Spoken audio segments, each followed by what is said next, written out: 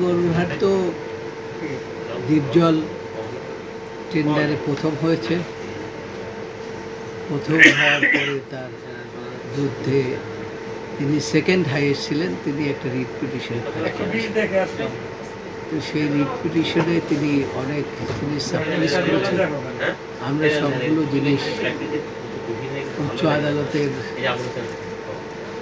নজরে এনেছি এবং প্রাথমিক অবস্থায় আমরা সিপি ফাইল করেছি। আদালত প্রথম 8 সপ্তাহের স্টে দিয়েছে। তার এগেইনস্টে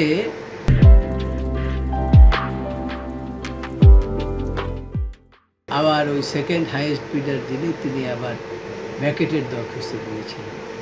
সেটার উপরে গত রবিবারে শুনানির ডেট ফিক্স ছিল, কিন্তু ওই রিটকারীর আইনজীবী সেদিন টাইম নিয়েছিল। আজকে সেটার শুনানি ছিল ফুল বেঞ্চে।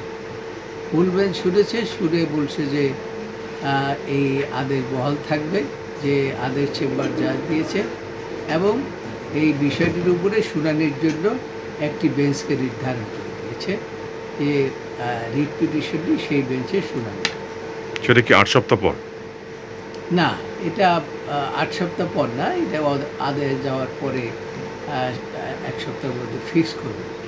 সেক্ষেত্রে তো কোরবানি ঈদের আগে কি আর হবে এটা?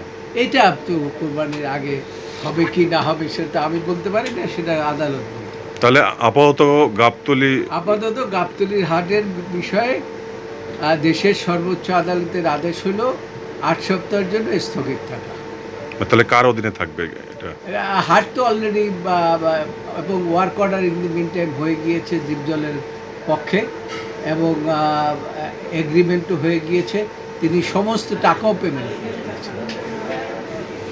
আচ্ছা।